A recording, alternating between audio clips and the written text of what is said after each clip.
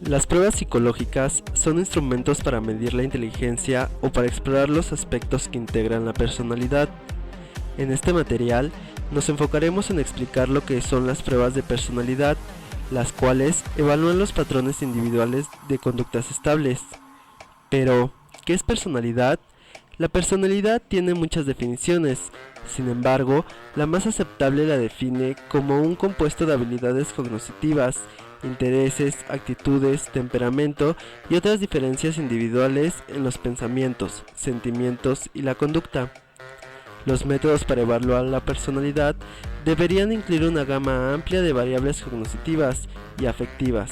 Entre esas variables se encuentran las medidas de aprovechamiento, inteligencia, habilidades especiales, intereses, actitudes y valores.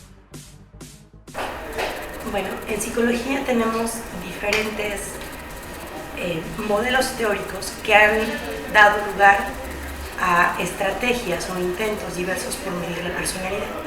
En general, actualmente se prefiere o se pretende una perspectiva científica de la psicología independientemente del modelo teórico que lo sustente. Por tanto, las pruebas actuales de personalidad deben cumplir con criterios de validez y confiabilidad para que sean susceptibles de medir lo que verdaderamente dicen medir. Existen algunas pruebas que se han utilizado con abuso, con exceso, sin tener en cuenta efectivamente si verdaderamente dice lo que pretenden medir. A finales del siglo XVIII y principios del siglo XIX surgió como teoría de personalidad la frenología. Esta nos explica que para cada tipo de personalidad hay un área específica del cerebro. Posteriormente surgió la fisionomía. Esta teoría explica que el carácter de las personas depende de sus rasgos faciales. Basándose en ella, Sheldon, Stevens y Drucker, en 1940, propusieron una tipología relacionada, que sostenía que las personas obesas eran más alegres, las musculosas más agresivas y las más delgadas eran tímidas. Anteriormente, en el siglo XIX, en 1884, Galton propuso que las emociones derivan del ritmo cardíaco. En 1980, Alfred Binet desarrolló métodos para estudiar las características de personalidad de las personas eminentes. A estas técnicas las llamó pruebas de personalidad e inteligencia. 2 años después, Kraepelin desarrolló la técnica de asociación de palabra, es decir, decía una palabra y el paciente decía lo primero que pensara. De esta manera comenzaba a formular la hipótesis de personalidad del paciente.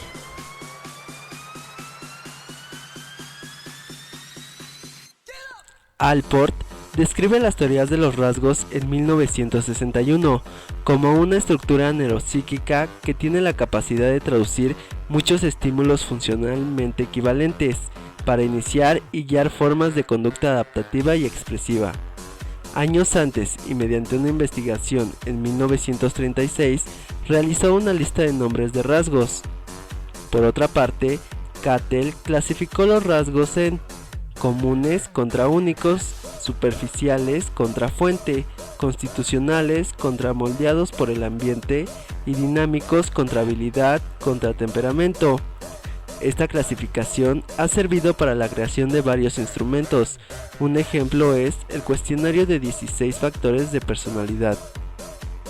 Para la teoría fenomenológica es de suma importancia las percepciones, los significados, los sentimientos y el yo. En el desarrollo humano, el niño que reconoce y acepta solo una parte de sus experiencias, en vez de solo la conducta aceptada por los padres y otras personas, se convertirá en un individuo que funciona de manera incompleta, hasta que las demás personas lo traten con consideración positiva incondicional. Hans Eysenck clasifica la personalidad en 2 dimensiones básicas: introversión, extroversión, y estabilidad, inestabilidad. Mientras tanto, en la teoría psicoanalítica, Freud afirmaba que los impulsos y el conflicto del ello con el superyo y el yo tienen lugar a menudo en la mente inconsciente, pero se expresan en pensamientos y conductas disfrazadas de varias formas. De igual manera, podía haber efectos en la personalidad por la privación o el conflicto en alguna de las etapas psicosexuales del desarrollo humano. Ya que las pruebas psicológicas contribuyen a tomar decisiones acerca de la gente, Se debe tener muy en cuenta sus usos y abusos al momento de evaluar a las personas. Entre los métodos para evaluar la personalidad se encuentran las observaciones, las entrevistas, las escalas de calificación, las listas de verificación, los inventarios y las técnicas proyectivas. Se necesita mucho entrenamiento y experiencia para convertirse en un buen observador e intérprete de la personalidad humana. Estas se concentran más en los síntomas de desadaptación y enfermedad mental que en los de adaptación y salud mental. Además, se plantean problemas éticos como la privacidad, la confiabilidad y la validez de los instrumentos de evaluación. Para reducir dichos problemas, en 1977, Sundberg nos hace algunas recomendaciones para obtener e interpretar los datos.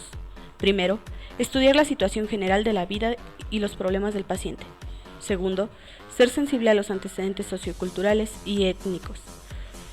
Tercero, utilizar las técnicas y los datos más objetivos.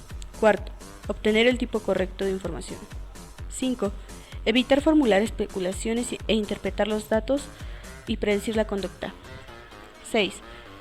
Verificar los hallazgos e interpretaciones con otros asesores psicológicos, llevando un registro de los acuerdos y desacuerdos, éxitos y fracasos. 7. Comunicar los resultados con un estilo que pueda ser entendido por la gente a quien se dirige el informe. Para este último punto, se debe implementar el formato de un informe de evaluación psicológica, ya que recaba una serie de datos generales, nombre, edad, fecha, etc.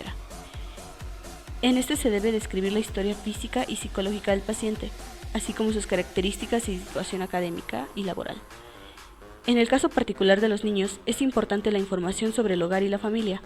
También se deberá advertir impedimentos sensoriales y psicomotrices, así como la presencia de trastornos emocionales. Se debe describir la apariencia y la conducta del paciente durante el examen, así como los resultados e interpretaciones de las pruebas. Por último, las conclusiones y recomendaciones deberán escribirse en un estilo conciso y claro, que sean comprensibles para el lector, que guíen en esta posición de usar la información para tomar decisiones que atañen a la vida y el bienestar del paciente.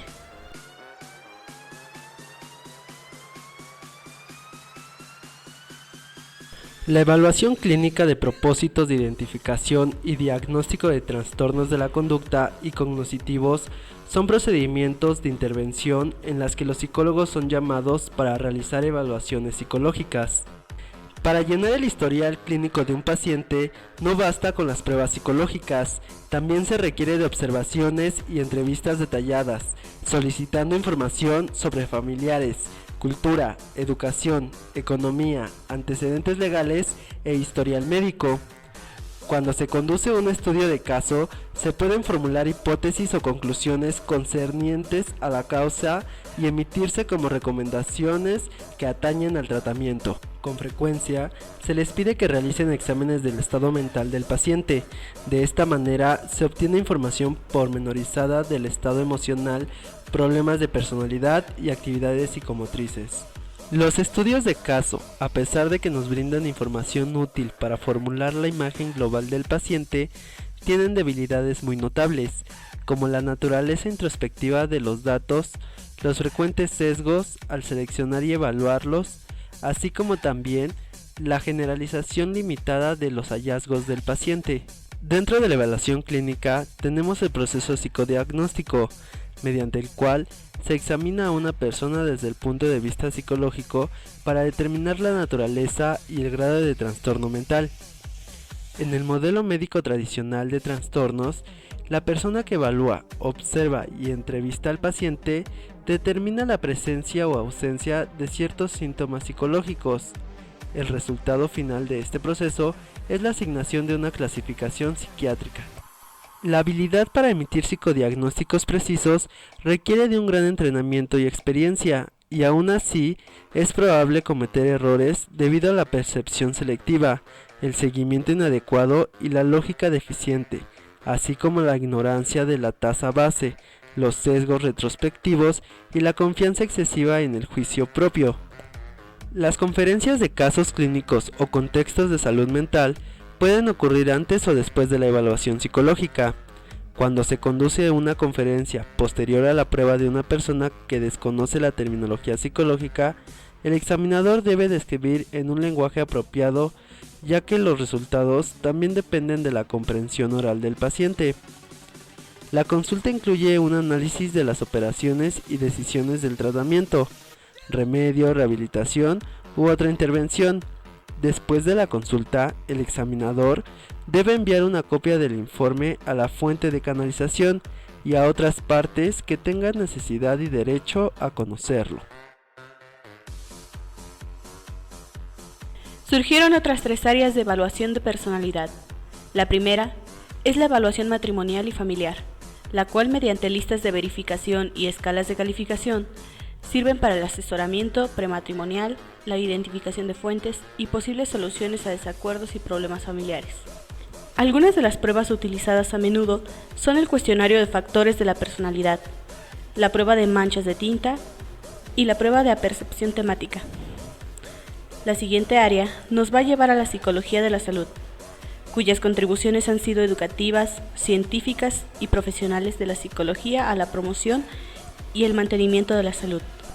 Para esta área, la personalidad no se limita a trastornos psicosomáticos como úlceras duodenales y las migrañas, sino que también incluye trastornos como el cáncer y otras enfermedades que amenazan la vida.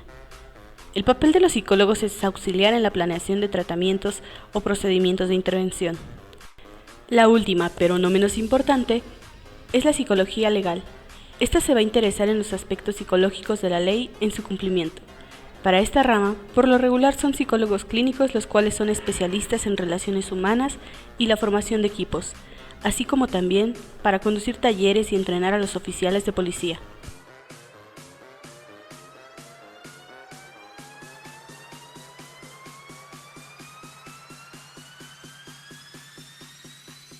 La mayoría de las pruebas predictivas. Estas pruebas han demostrado tener cierto valor clínico respecto a la identificación de algunos rasgos o indicadores que podrían hablarnos de personalidad y específicamente de trastornos de personalidad. Sin embargo, las observaciones, las réplicas no son consistentes. Eso demerita la validez y la confiabilidad de la prueba como tal. Existen algunas otras pruebas sustentadas en otros modelos teóricos como la teoría de los rasgos que parece que aportan un poco mayor de peso y de validez y confiabilidad sobre estos instrumentos. A pesar de las controversias causadas por desacuerdos respecto al uso de pruebas y con algunos tipos de reactivos de los inventarios, la medición de la personalidad es utilizada en infinidad de situaciones donde pueden proporcionar datos de gran interés. En Estados Unidos, el polígrafo, que es un aparato que mide el ritmo cardíaco, la tasa de respiración, la presión sanguínea y cambios en la resistencia de la piel, era utilizado en los negocios y en las industrias con el fin de detectar entre sus empleados a los ladrones y mentirosos. Sin embargo, en 1988, el gobierno estadounidense aprobó el Acta de Protección contra el Polígrafo para los empleados. Las cualidades psicométricas de algunos instrumentos, y en especial de las técnicas proyectivas, a menudo dejan mucho que desear. La mala interpretación de los resultados en introspección clínica son a menudo una colección de estereotipos superficiales, trivialidades o generalizaciones excesivas. Los inventarios con codificación de criterios pueden tener una validez mayor que otros instrumentos, pero esta disminuye a lo largo del tiempo. El problema de la validez puede ser atenuado mediante el mejoramiento de las bases teóricas y los criterios mediante los cuales se validan.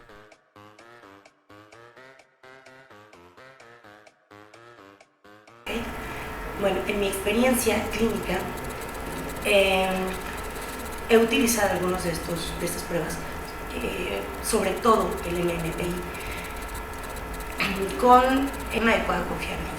Permite clasificar o tipificar ciertas características del comportamiento de los individuos que nos facilitan un diagnóstico integrador para algún problema particular. Finalmente, las pruebas de personalidad pueden enfocarse en la inteligencia, habilidades especiales, intereses o actitudes. A lo largo del tiempo, también han surgido algunos problemas debido al mal uso de estas pruebas. Por ejemplo, el hecho de que son aplicadas por personas no capacitadas, ya que éstas pueden dar una mala interpretación de los resultados. Se debe tener en cuenta que las pruebas deben ser diseñadas para una población en específico. De lo contrario, provocará sesgos o resultados erróneos. Para tener un amplio conocimiento del paciente, no nos basta solo con aplicarle las pruebas de personalidad. Debemos también realizarle entrevistas detalladas para conocer los datos de las pruebas que no nos revelan, como información sobre familiares, historial médico y antecedentes legales, entre otros. Hoy en día, las pruebas de personalidad son instrumentos de gran importancia que nos permiten extraer información más allá de lo que el paciente nos dice.